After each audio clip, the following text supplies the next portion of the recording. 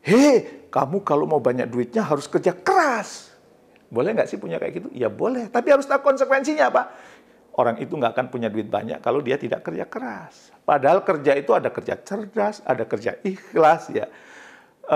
Yang itu boleh jadi dia tidak harus kerja keras, tapi dia bisa kerja cerdas mendatangkan rezeki. Tapi karena yang tertanam ke kepalanya adalah, hei, kamu kalau mau dapat duit harus kerja keras, akhirnya pikirannya itu, paradigmanya mempengaruhi hidupnya. Dia nggak mungkin punya duit kalau nggak kerja keras. Kalau saya nggak begitu. Kita bisa dapat duit kapanpun, dari manapun, terserah Yang Maha Kuasa. Insya Allah rezeki akan datang dengan mudah mendatangi kita.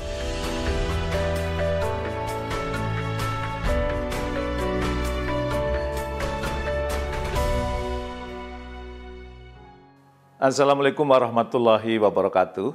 Bertemu kembali dengan saya di acara Jamil Azaini Live Inspiration. Semoga inspirasi yang kami berikan mengantarkan Anda semakin sukses, semakin mulia, dan juga membuat hidup Anda semakin bahagia. Oke, pada kali ini saya ingin bercerita sedikit ya, betapa banyak orang yang sering memberikan nasihat, memberikan saran, memberikan kata-kata bijak, yang kelihatannya bijak tapi itu bisa menyesatkan. Ya.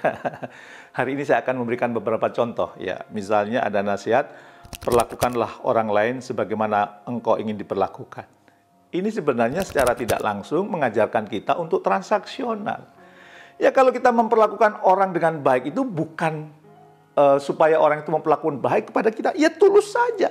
Karena memang kita kewajiban dalam hidup ini memperlakukan orang lain, orang-orang di sekitar kita itu dengan baik.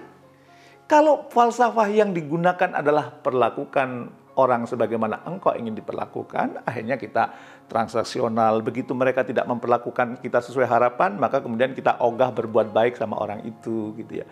Ini kelihatannya sederhana ya, tapi melatih orang untuk tidak tulus, melatih orang untuk kemudian transaksional, melatih orang kemudian, kalau dalam bahasa agama bahkan yang lebih tinggi, melakukan karena pamrih, tidak ikhlas karena Allah. Ya, saya teringat nih cerita Imam Malik ya, dia dikerjain lah sama pemuda di kampungnya. Woi Imam, datang ke rumah. Dia datang ke rumahnya itu. Begitu datang ke rumah, sampai rumahnya, pulang Imam, nggak jadi. Pulang dia. Sampai rumah dipanggil Imam, ke rumah lagi dia. Ya, dan kemudian sampai rumah, nggak jadi Imam, pulang. Dilakukan 3 kali berturut-turut, dan sang imam ini masih tersenyum, masih ketawa. Maka sang pemuda ini heran.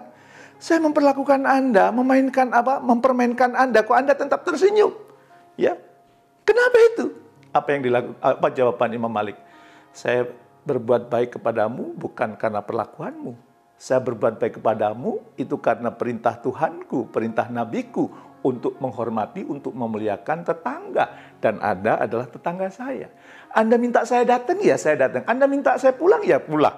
Ya, jadi saya berbuat baik bukan karena kamu.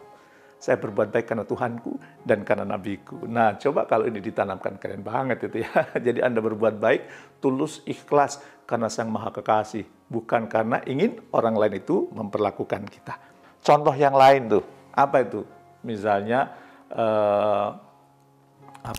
kesan pertama begitu menggoda, selanjutnya terserah Anda. Sehingga banyak orang yang masking, dia ingin tampil pertama kelihatannya bagus, setelah itu dia bisa nipu.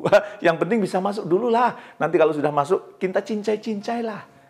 Ya. Waktu kesan pertama itu katakan kalau menggunakan nilai 1 sampai 9 itu 1 sampai 10 itu nilainya 9, tapi begitu bersahabat, loh kok turun jadi 8, loh kok jadi 7, loh kok jadi 6, loh kok jadi 5, loh kok jadi 4. Oh, ternyata orang ini nggak bisa dipercaya. Ya, kalau bagi saya bukan itu kata-kata yang tepat ya.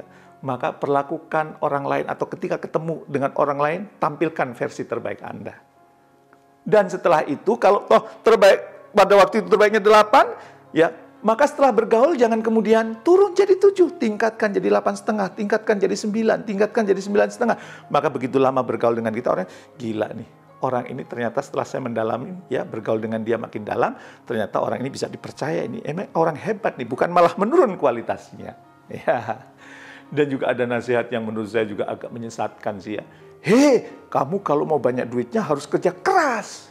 Boleh nggak sih punya kayak gitu? Ya boleh, tapi harus tahu konsekuensinya, Pak. Orang itu nggak akan punya duit banyak kalau dia tidak kerja keras. Padahal kerja itu ada kerja cerdas, ada kerja ikhlas, ya. yang itu boleh jadi dia tidak harus kerja keras, tapi dia bisa kerja cerdas mendatangkan rezeki. Tapi karena yang tertanam ke kepalanya adalah, hei, kamu kalau mau dapat duit harus kerja keras, akhirnya pikirannya itu, paradigmanya mempengaruhi hidupnya. Dia nggak mungkin punya duit kalau nggak kerja keras. Kalau saya nggak begitu. Kita bisa dapat duit kapanpun, dari manapun, terserah Yang Maha Kuasa. Insya Allah rezeki akan datang dengan mudah mendatangi kita. Ya, jadi baik-baiklah kalau menerima nasihat, cernalah baik-baik, ya kira-kira dampak kedepannya seperti apa. Tidak semua kata bijak atau yang terlihat bijak itu bijak untuk kehidupan kita. Pinter-pinter memilih kata mutiara, kata bijak dalam hidup Anda.